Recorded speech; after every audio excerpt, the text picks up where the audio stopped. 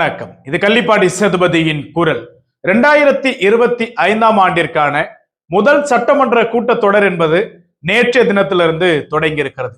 அதுல மிக முக்கியமா நேற்றைய தினம் நிறைவேற்றம் செய்யப்பட்ட ஒரு சிறப்பு தீர்மானம் குறித்து தான் இந்த காணொளியில விரிவா பார்க்க இருக்கும்.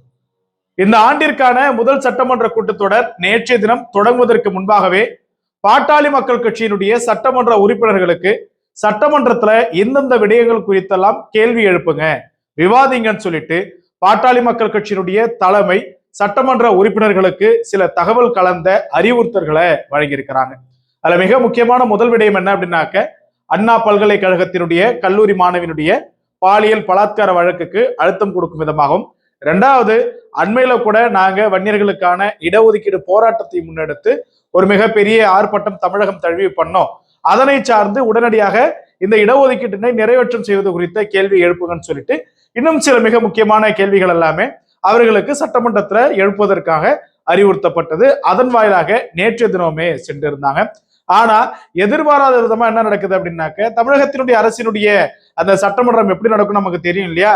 அது சட்டமன்றமா திமுகவினுடைய மன மகிழ் மன்றமா என்கிற சந்தேகத்தை பிற கட்சியினுடைய சட்டமன்ற உறுப்பினர்களுக்கு எழ வைக்கும் விதமாக தான் அங்க இருக்கக்கூடிய நம்மளுடைய சபாநாயகரா இருக்கட்டும், அல்லது அங்க இருக்கக்கூடிய கட்சிக்காரங்களா இருக்கட்டும், கூட்டணி ஆளுங்களா இருக்கட்டும், எல்லாமே பேசுவாங்க.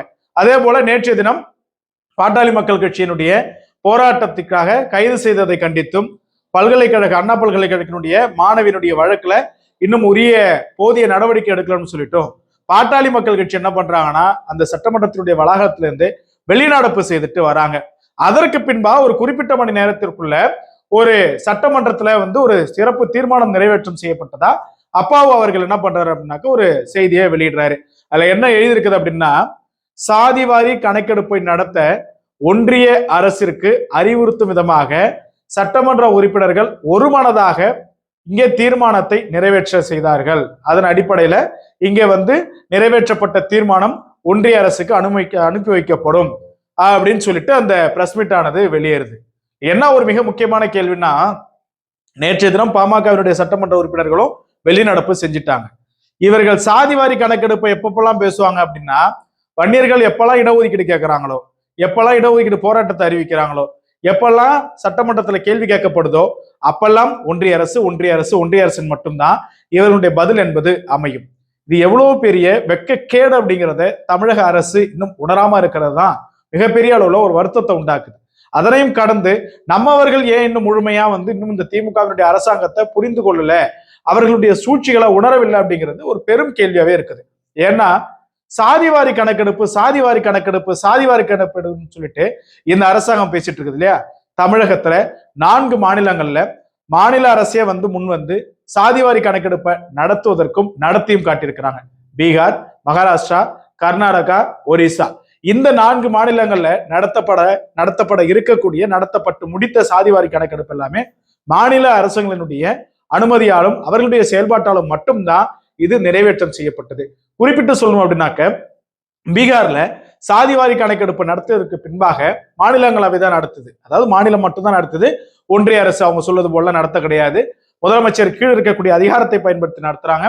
அதுல பிற்படுத்தப்பட்ட வகுப்பினர், அடுத்தது பார்த்தோம் அப்படின்னாக்க ஷெட்யூல் காஸ்ட், எஸ்டி எல்லாருக்குமே உரிய இடஒதுக்கீடு என்பது வழங்கப்பட்டிருக்கின்றது. அதே போலதான் பாட்டாளி மக்கள் கட்சியுமே கேட்குது. நீங்க வன்னியர்களுக்கான உள் இடஒதுக்கீடு தான் இப்ப நம்ம கேட்டுட்டு இருக்கோம். இடஒதுக்கீடு ஆல்ரெடியே 20% இருக்குது, அது நம்ம அனுபவிச்சுட்டு இருக்கு, ரொம்ப கம்மியா இருக்குன்னு சொல்லிட்டு உள் இடஒதுக்கீடு தான் கேட்டுட்டு இருக்கோம். உள் இடஒதுக்கீடு அப்படின்றதுக்கு சாதிவாரி கணக்கெடுப்பு அவசியமான்னு கேட்டா கிடையாது. ஏன்னா இந்த இடஒதுக்கீடு யார் கொடுத்தா? கலைஞர் கொடுத்தார். 20% 20% இடஒதுக்கீடு கலைஞர் கொடுக்கக்குள்ள சாதிவாரி கணக்கெடுப்பு நடத்தப்பட்டுச்சான்னா நிச்சயமா கிடையாது. அன்னைக்கு இருந்த டேட்டா பேசிஸ்ல தான் கொடுத்தாங்க. அப்ப அந்த டைம்ல அந்த டேட்டா பேசிஸ்ல கொடுக்கக்குள்ள ஏன் இப்ப கொடுக்க கூடாது? அருந்ததியர்களுக்கும் இஸ்லாமியர்களுக்குமான உள் இடஒதுக்கீடு தமிழகத்துல அமலில் இருக்கக்கூடிய சூழல்ல அவர்களுக்கு எந்த சாதிவாரி கணக்கெடுப்பு நடத்தி இடஒதுக்கீடு கொடுத்தாங்க அப்படின்ற கேள்வி எழுது இல்லையா? ஏன் இதை நம்ம கேட்கிறோம், அவங்களுக்கு கொடுக்க கூடாது அப்படின்னா நிச்சயமா கொடுக்கணும். இங்கே வலிமையோடு இருக்கக்கூடியவர்களுக்கு மத்தியில் வலிமை அற்று இருக்கக்கூடியவர்களுக்கு தான் இடஒதுக்கீடு அவசியமாக இருக்கிறது. நாங்களும் அதான் கேட்கிறோம்.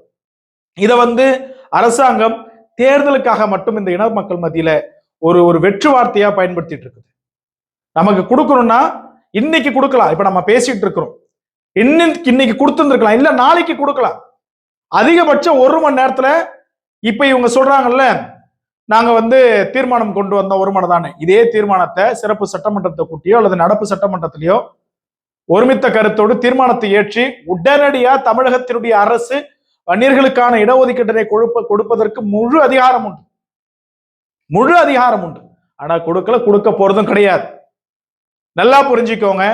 ஐயா போராட்டம் பண்ணுவாங்க, கட்சி போராட்டம் பண்ணும், சிறைக்கெல்லாம் நம்ம போவோம், எல்லாமே பண்ணுவோம். ஆனா இந்த அரசாங்கம் நமக்கு இடஒதுக்கீடு கொடுக்காது. 26 தேர்தலுக்கு முன்பா 4 மாசத்துக்கு முன்பா நம்ம கொடுத்துருவோம், அதோ கமிஷன் ரெடி ஆயிடுச்சு, டேட்டா தரவுல ரெடி ஆயிடுச்சுன்னு சொல்லிட்டு நம்மளை இழிச்ச வாயாதான் இந்த அரசாங்கம் மாத்தும். இதுதான் நிதர்சனமான உண்மை, வேற எதுவுமே கிடையாது. இதை அறியாத புரியாத அப்பாவி வன்னியர்கள், ஏமாளி வன்னியர்கள் இன்னும் திமுக கூடிய பிடிச்சிட்டு கோஷம் போட்டுட்டு தான் இருப்பாங்க. எங்க இந்த சமுதாயத்தை சார்ந்தவர்கள் உயர்ந்து விடக்கூடாது, கல்வியிலே, பொருளாதாரத்திலே, வேலை வாய்ப்பிலே மேலோங்கி வந்துவிடக் கூடாது என்பதற்காக திட்டமிட்டு இந்த அரசாங்கம் இத்தகைய செயலை செய்து நேற்று பாட்டாளி மக்கள் கட்சி வெளிநடப்பு செய்யாம இந்த கேள்வியை முன் வச்சிருந்தாங்கன்னா, இடஒதுக்கீடு பத்தி பேசியிருந்தாங்கன்னா என்ன பண்ணுவோம் அப்படின்னு தெரியாம நேற்றைய தினம் உடனே சாதிவாரி கணக்கெடுப்பு ஒன்றிய அரசின் மீது பழிய தூக்கி போட்டாச்சு. இது எவ்வளவு ஒரு எல்கேஜி படிக்கிற பிள்ளைக்கு கூட தெரியும் ஒரு அடிப்படை என்ன அப்படின்றது.